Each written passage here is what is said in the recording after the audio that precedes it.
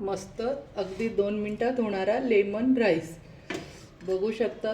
ही सेजवान चटणी आहे, याची लिंक मी डिस्क्रिप्शन बॉक्समध्ये टाकते खाली। चवीला एकच नंबर। वाह।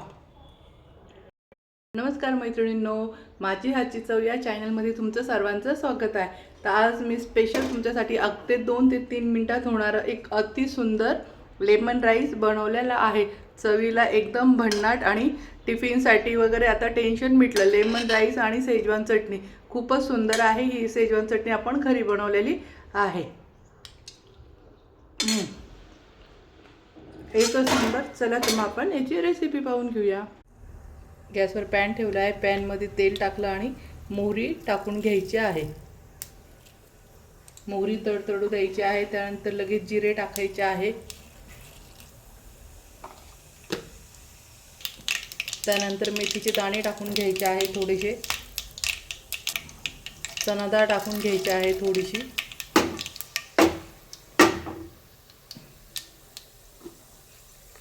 त्यानंतर कढीपत्ता पण लगेच टाकून घ्यायचा आहे। शेंगदाणे टाकून घ्यायचे आहे।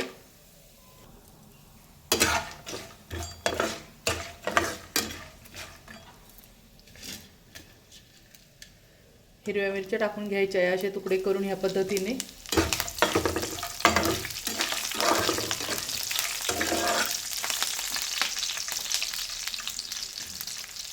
शिमला मिरची पण टाकून घ्यायची आहे, असे तुकडे केलेले आहे।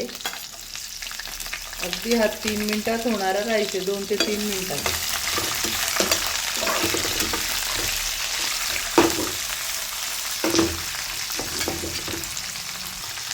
एक मिनिटासाठी छान परतून घ्यायचं आहे। यात कांदा वगैरे नाहीये।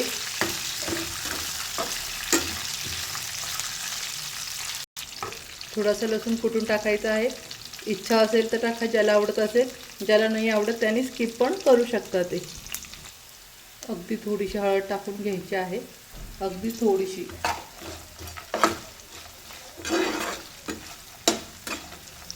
वन पिंच म्हणजे एकच आपलं चिमूट, आपण एक चुटकी, एक चिमूट जे म्हणत असेल तर तेवढीच हळद टाकायची। अर्धा चमचा पण नाही, हा एकदम थोडीशी एवढीच हळद टाकायची आहे। राईस टाकून घ्यायचा आहे।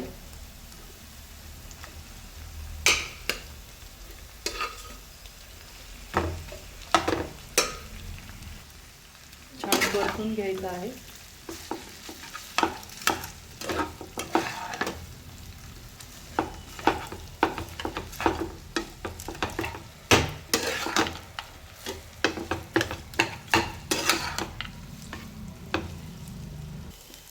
आता भरपूर लिंबू पिळून घ्यायचा आहे। एक अख्खा लिंबू पिळून घ्यायचा आहे, आपण लेमन राईस करतोय म्हणून। मस्त परतून घेऊ।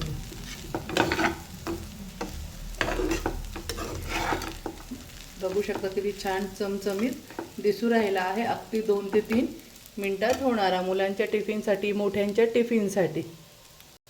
यात आता कोथिंबीर घालून घ्यायची आहे। मस्त हा झाला आपला लेमन राईस। आता आपण हा सेजवान चटणी जी आपण बनवली आहे होममेड, त्याच्याबरोबर खूप सुंदर चवीला लागतो।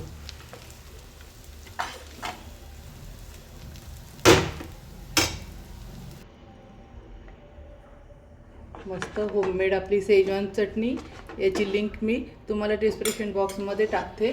ही सेजवान चटणी बनवा, ही खूपच छान लागते भाताबरोबर, सर्वांबरोबर।